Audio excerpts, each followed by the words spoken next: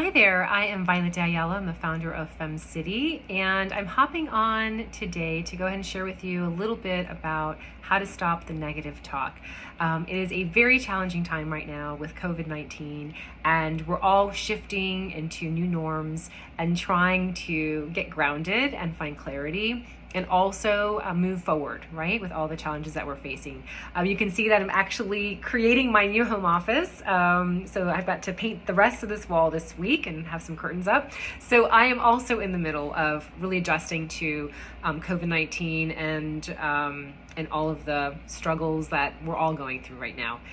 One thing that may be actually increasing in some of the lives of those around me is the increase of now negative self-talk, right? So when we start to have kind of negative things happen, sometimes we delve into this place where we are constantly saying negative things about ourselves to ourselves internally. And I'm going to give you guys a couple of tips today on how you can actually break away from that and move forward so that you can focus on your future, focus on the next couple steps, and really design life after COVID-19.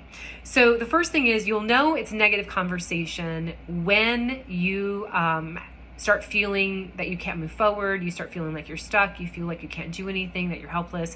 That most likely is that you have some sort of self-negative talk going on. It will keep you from moving forward. It does not support your dreams or your vision. It keeps you almost like in this static place, and you feel more frustration and more anxiety because you're not moving forward. You're kind of just stuck here, but not realizing that it's because this internal dialogue is going on, and that's what's actually holding you back. So that's the way you can kind of figure out what's going on, and it's really easy to actually change that conversation. Once you actually acknowledge it and you recognize that you're not moving forward, you're stuck in that place, you're finding a hard time getting off the sofa or binging Netflix all day, it's generally connected to some sort of trigger that has given a whole series of internal conversations that are holding you back, right? This negative self-talk. So once you define it, once you acknowledge it, it makes it really easy to go ahead and start changing. So the first thing is you want to recognize what the trigger was. Why did you start having those thoughts? What was it? A word that you heard, or an experience that you felt, or an emotion, a memory that came about, a friend said something. So triggers can happen at any time, really. And the trigger actually spirals us into this self-negative talk, this internal dialogue that does not help us, does not fulfill our purpose, doesn't help us in our alignment with our goals. It actually keeps us back, right? Holds us back, and it keeps us from not moving forward, which is actually hurting us tremendously. That's the first. And the second thing is that you have to recognize that conversation that you're having does not lift you up. It does not help you. It's not helpful to you. And once you recognize that that conversation is not a good one to have, that's the second level of getting rid of that.